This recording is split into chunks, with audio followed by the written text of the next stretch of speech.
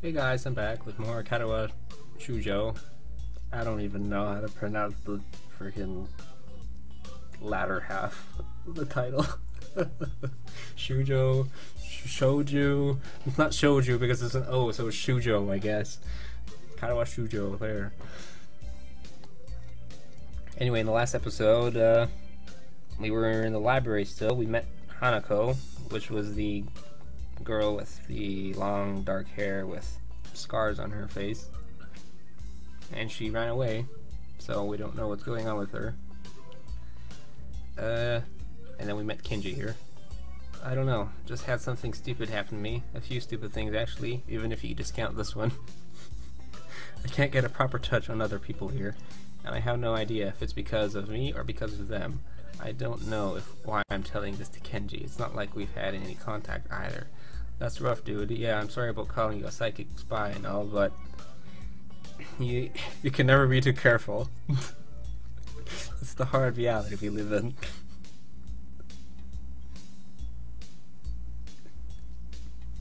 I'm slowly starting to think that Kenji isn't necessarily living in the same reality as the rest of us.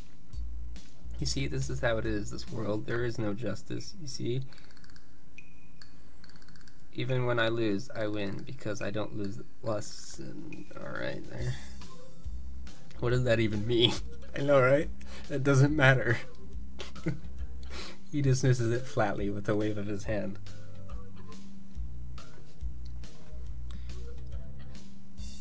So what happened? Why the long face? Do you have a long... It's nothing. I just scared some girl off accidentally. Literally too. She actually ran away from me. It was my fault, really. I think I'm not really used to all this yet.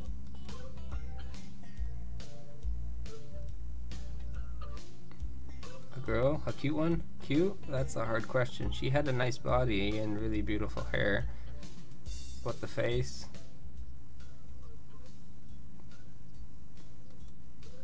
Yeah, cute, I guess. I knew it. There are a lot of cute girls here, a strangely disproportionate amount. I believe this is one of the dark secrets of the school. How is it a dark secret? Unless, like, all the teachers are perverts. I tried to warn you, man, but did you listen? I don't remember any such warning. Dark secrets? Yes, dark secrets. Extremely dark, like a black hole. Have you noticed that the number of girls in the school is slightly but significantly higher than the number of boys? It's like 60-40. He turns his head to the left and stares off into the distance at nothing. Why is it like this? I mean, to the untrained eye, it doesn't appear to be that bad, but that is a full 20%. One would think that a school with such a huge pool of women would be a man's dream, but no. What I am about to tell you could blow your mind. Are you ready? Oh boy. Let me get a drink of water here first before you blow my mind. I don't know where this is going, but I think I won't be missing much by cutting out now. No, I am not ready. Alright. I only get as far as turning the doorknob before Kenji starts talking again, showing that he doesn't really care if my mind is blown or not. I believe that this school is a battleground, the site of a feminist infiltration. This disparity in the number of men to women is a clear sign of how far they have come. In case this Cold War turns hot, they will have superiority in numbers. Just another skirmish in their eternal war against the forces of the feminists. They're everywhere. In Japan, women outnumber men. It's not a 60-40 split, but it's only a matter of time, man. Even in America, women are the majority by a hair. They're building up their numbers. In the past, the buildup of a military has always been the clear sign of imminent war. Japan is just the first step. Our economy is badass, and the country itself is small and isolated, yet a huge part of the Pacific in terms of political value. The perfect target. They are so cunning, as expected of women. Soon, the day will come when... Kenji's voice trails off ominously. That is why you can't trust them. They will string you along and kill you, just as it killed me. You will end up just like me. Oh, hell no. I can't stop myself from blurting it out now. Hey, what the hell does that mean? You said it, not me. It's the best I can think of. So, you're not supposed to say something like that? Damn, so rude. Where was I? Oh yeah, vast feminist conspiracy. Stop it, stop. I lost you way back. We're somewhere around feminist infiltration. Too hard to follow? It's cool. I have some graphs and stuff in my room. And puppets. You like puppets? No puppets. You don't like puppets, okay. Graphs are still cool though, right? He speaks energetically, responding almost before I'm done talking, moving his hands in an animated way as he continues to rant on. This is too strange. I had them pegged as relatively normal. I had him pegged as relatively normal, but it's clear that I was wrong. Something on your mind, dude? Just thinking about what it's like to be the last sane man in an insane world. Kenji frowns, looking deeply upset. You mean that's you? That can't be, because I'm the last sane man in an insane world. That is my dream. You can't just steal a man's dream. What the hell? There can't be two last sane men. It would invalidate the whole last part, and that part is kind of important. There can only be one. Like Highlander 1? Like in that foreign movie where the other one can only be, yeah, that's what I was talking about. And in the end, there is only one dude left, because that was the point. I have never seen anyone talk so heatedly and so defensively about absolutely nothing before. Anyway, if you wait here, I can get my grasp. I also have a list of the other dark and complex conspiracies that the school holds, as tangled as... Quick, finish my analogy for me. Be a pal. I'm going to go to bed now. I'm extremely late. That doesn't sound like an analogy, but whatever. I like you. You seem like a cool dude. Most people don't understand what I'm talking about when I try to explain the vast feminist conspiracy to them. That is a terrible thing. Later. He clasps me on the back and vanishes into his room so quickly and quietly it's like he didn't even open the door, but instead walked right through. It's like a ghost. I don't know if I can fully digest what just happened, so I give up and just go to my room, kicking off my shoes before falling face first into bed. It takes me some time to relax and get up so I can get started on homework. It's because the sheets are cool and comforting against my cheek, and it feels good just lying there with my eyes closed. Yes, a cold bed is the best bed. This school is like some kind of bizarre and surreal island. It's isolated on top of a mountain, and each person is stranger than the last. I just can't seem to fit in. What irony one would think that fitting in a place that's made for people who are unfit for anywhere else would be easy. Maybe I'm trying too hard. Although I say that, it doesn't help take the edge off, and the words are left echoing off my empty walls. I guess it's not as bad as I expected, though. This place really is more a school and less a hospital pretending it's a school than I thought it would be. If nothing else, the scenery is beautiful. I open one eye, seeing the school books and bottles of pills arranged side by side on my desktop. Maybe this place is too much like a normal school after all.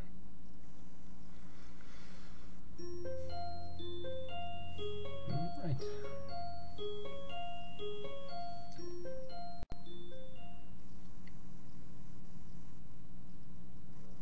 I feel very tired this morning, probably because yesterday itself was a very tiring day. On top of that, I woke up far earlier than necessary. After saying hi to Shizune and Misha, I started doing the work as instructed from the board. It already looks like today is going to be heavy. I don't have a problem with that now, though. Shizune and Misha might jump. I don't know why I say might jump on me trying to get an answer about whether or not I've decided to join the student council, even if it's just one day. I wouldn't put it past them to try, and I don't have an answer for them if they do, so the situation is convenient for me. About 10 minutes into class, Hanako walks in and takes a seat, but no one looks at her. The teacher doesn't even comment on her lateness. He does, however, stop us to say that we're going to break into groups again. I turn my head and see that Shizune and Misha are looking at me. Shizune gives me a smile that is equal parts cute and menacing. This is a smile that says, "We have you now, there's no escape." Hichan, it looks like we're together again, yay yay. They both get closer. Misha leans sideways, while Shizune pushes her desk closer to mine. There really is no escape now unless I were to jump through the window. Jumping out the window isn't the best option, sadly. No, it's not. What's wrong, Hichan? Oh, Hichan, have you been thinking about what you said yesterday? You said that you would think about joining the student council, didn't you? It's okay, Hichan. We were talking about it after you left, and it would be rude to expect you to already have an answer for us this early, right? Right? Ha ha ha ha. I'm so happy you two were able to have a laugh at my expense, and even more pleased to know that you both know how crazy the two of you can be. Now that that's over, Shizune snaps back into serious mode and smacks today's assignment with the back of her hand in an overly dramatic and important way. When I actually look at the stuff, it's mostly just reading. In fact, there are only 2 problems. I almost want to say something about how her rush to get started seems a bit much considering the small amount of work. In fact, Shizune probably knows how little there is and simply doesn't care. Yeah, it seems like the workload doesn't matter to her as much as the fact that there is work. The actual amount is unimportant. She approaches everything with the same level of ambition. While I'm reading, I'll let my eyes wander around the room and catch Hanako trying her hand at solving the problems. It looks like she's working alone. Oh, I can't remember seeing her working with other people before. Thinking back to how shy she is, it's understandable. Hey, that girl over there. Huh? Who? Hichan? Her, Hanako over there. Does she always work alone? I think so, Hichan. Do you feel sorry for her because she's alone? I was just thinking that maybe she could work with us or something. No, I don't think that would be a good idea, Hichan. Why not? Hichan wouldn't get along with her. Why? Misha shuffles around the question, letting out a laugh that sounds very strange. It's nervous, but still has that lilting? Alright. Lilting up and down quality present in everything she says. Just because Hichan. By now, Shizune has noticed our conversation, and it makes me realize again how Misha has been signing everything she has been saying this whole time. What, Hichan? The friend of my enemy is my enemy? That sounds so harsh. I'm not going to say that. You said it anyway. I know, Hichan is fine if you overhear. I wonder if this is Misha's way of keeping things fair, since without her I wouldn't be able to understand the things Shizune is saying, and vice versa. Is that also why she signs all the time, so there is never a conversation Shizune will be left out of? Anyway, we should start on the problems now, Hichan. We finish with time to spare, and I decide to ask if there are any alternatives to the cafeteria, so frankly the food so far has been subpar. This sends Shizune and Misha arguing among themselves about their favorite restaurants. All of them are downtown, so I don't think they have time to go all the way there. And what about the bill? Yeah. Are they arguing just for the fun of it? Maybe they seem so distracted by it that they don't even notice the actual lunch break. I look over my shoulder towards the back of the classroom. She seems to be studying her notes from the previous class. It's an odd sight. Everyone else in the class is busying themselves with the lunch break. Socializing, gossiping, rearranging desks, and the ones with actual box lunches mixed in and chattering like everyone else, only interrupted by short bouts of eating. But when I watch Hanako, it feels like that I'm the only one who can see her, almost as if she was invisible, sort of hiding in plain sight. Is she being bullied? Is she isolating herself from the rest of the class on her own accord?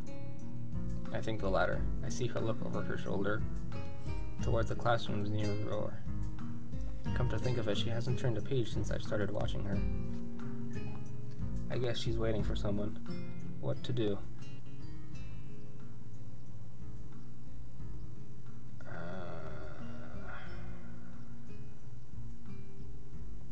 Go to her, I don't know. I feel bad for making her run away yesterday, so I'd better say something. If she doesn't run away again. Hey there, Hanako. Hisao. Well, at least she remembers my name. Hey, I just wanted to apologize for yesterday. I didn't mean to startle you or anything. I'm just new here and thought I should get to know my classmates. As Hanako looks up, I notice her scarring once more. At least she looks happier but she also has scars on her hand. It's a little bewildering that you can barely notice it from across the room, but it's so noticeable from close up. So that's okay. It was my fault. No, that wasn't anyone's fault. It just kind of happened. So are you waiting for someone? I saw you looking at the door before. Yes, Lily. Oh, you mean Lily the blind girl? Hanako only nods in response, and I can't help but wonder if defining people through their disabilities is a faux pas of the worst kind or just normal here. I guess that explains why Lily took off after her yesterday. She seemed like a nice girl. Are you two friends? Yes. As if hoping for Lily to appear, she checks over her shoulder again. I think I'm making her nervous again. I hope I'm not disturbing you right now. No, that's not it. It's just easier if Lily doesn't come here. Oh, because it's hard to get around the classroom? Not really. Hanako's gaze just past my shoulder and towards Shizune. Shizune? Hanako nods again. What about her? Don't they get along? Hanako shakes her head. Clearly this is something she doesn't want to talk about. It does make a strange sort of sense. Shizune and Lily not getting along so well. Communication between the two would be all but impossible. It's hard enough talking to Shizune through Misha, but even when he can see whose hands are talking. Hanako is so focused on Shizune that I am the first to notice Lily at the door. Oh, she's here now. Hanako spins around to confirm this. Upon seeing Lily, she moves quickly to the door. Lily. Hanako, good morning. Is the president here? Yes. Hanako glances over her shoulder at Susan again, as if to confirm she can't hear them, even though that's impossible. I suppose we'd best be off then. Lily's sigh and tone of what seems like frustration makes me raise an eyebrow. I guess there's some kind of enmity between the two. It's intriguing, but that's not really something I'd ask about. I'm sure if they wanted me to know, then they would tell me. It's only my third day here. I should be trying to make friends, not finding out why people are enemies. Still, it's a little funny to find out that this school has little feuds. Just like my old high school, even if people are more tolerant of others, they're still going to get on each other's nerves. Hey Lily, how are things? I'm sure I made you run off yesterday. Oh my, is that Hisao? I didn't realize you were here. It seems that Lily is a little embarrassed about being so frank in front of me. So sorry Lily, I thought you realized. No, it's alright, Hanako. Hisao, please don't worry about yesterday, it was just a misunderstanding. If you say so, I'm still working this place out. Well then, I think you'll find most people here a lot more forgiving than elsewhere. If you are feeling a little confused, please don't be afraid to ask questions. Sure, I'll remember that. Lily. Lily gives a small nod of acknowledgement. I'm sorry, Hisao, but we must be off. Hanako really doesn't look all that comfortable here right now, and Lily seems a little embarrassed. I wonder if my apologies really made any impact. Mind if I accompany you too? I know I'm kind of pushing it, but Lily hums quietly, still smiling. I'm sure that we could accommodate you, can't we, Hanako? She looks at Lily and then at me, and then she freezes wide-eyed. So sure. Well then, shall we go? I'm sure Lily wouldn't do this so easily if she saw how scared Hanako looks, but it can't be helped now. Declining after the deal is sealed would only cause confusion and problems. And yes, I'm aware of the time. I'm making it longer because this will be the last one for now. I don't know if I'll record more later, but I still have to eat breakfast. So we leave all three together. Lily walks beside the wall, letting her cane gently tap against it every now and then. Hanako comes along right beside her, so close that she is practically half hugging her as they go. Although it must make her walking that much harder, Lily takes it in stride. As we turn around the corner of the hallway, something hits me in the chest with the force of a steam train. Hanako shrieks a little, and my vision briefly goes black. Ouch. Another girl. Opening my eyes, I see a pair of saucer-like green eyes looking up at me. They belong to the perpetrator, a short girl who bumped into me and has now fallen down onto the hallway floor. She wears a PE uniform and a very worried frown. The former strikes me as a rather strange thing to have on during a lunch break. More striking than that, though, is that she doesn't have legs. Or she does, but they are not flesh and bone. Her pale and very much flesh and bone thighs and shins fleet made of some black metallic or plastic-like material. They look disturbingly artificial and unnatural. It almost makes me forget that my chest is hurting. The girl winces a little, rubs her nose, and jumps up. Oh man, hey, are you alright? I'm sorry about that, really. I wasn't looking where I was going, and you just came out of nowhere. Sorry. She's looking really apologetic in the hurt puppy way of looking apologetic. I quickly forget about being angry or anything, since hurt puppies are my weak spot. Pretty much. It's okay, don't worry about it. Ouch. I say that, but there is a stinging pain going in my chest, and I know that this is about the biggest possible danger for my condition. Don't overexert yourself, don't forget your medication, and most of all, don't get hit in the chest. Good job, me. I try to rub my solar plexus to chase the pain away, holding my breath in an attempt to hear my heartbeat. Am I gonna like black out or something? It seems normal. Alright. Hey, should I get a nurse? The worried, high-pitched voice of the girl snaps me out of it. I stare at her for a few seconds, dumbfounded, until I realize that I probably looked worse off than I really was. Doubled over myself and looking all tense. Damn, I'm overly worried about my heart. No need, I'm fine. Managing to say something in response, I pull myself upright, feeling my sore ribs in one last time, and take a deep breath. She just knocked the wind out of me, big time, but it's nothing more than that. You sure you're okay? I hit you pretty hard. It's okay, I said I was fine, and nothing's broken, so no harm done. That's good. Isao, what happened? She's not quite up to speed for obvious reasons, but she sounds very worried. More than that, the situation deserves, really. Someone just bumped into me, nothing serious, just winded. Sorry, it's my fault. I was just going to get some stuff, and I was in kind of a hurry. That someone here is Emmy, isn't it? The little girl coughs quietly and shuffles her plastic or metallic feet along, looking down at them before saying anything. Hi, Lily, Hanako. I guess the girls know each other. Do please try to be more careful. You might be sturdy enough to endure these sorts of accidents, but there are people who aren't. The girl blushes and starts to fidget nervously like a little child caught misbehaving. It's so cute, I find myself smiling. I know that. I was just... I gotta go. Teacher will have my head. I promised to help with printouts, but I went running instead. Sorry, but I've got to change and everything. Before any of us can say a thing, Emmy has already bolted away, leaving the hallway eerily something. I didn't read it. Does that kind of thing happen often around here? There are more rules in Yamaku than usual for running in corridors.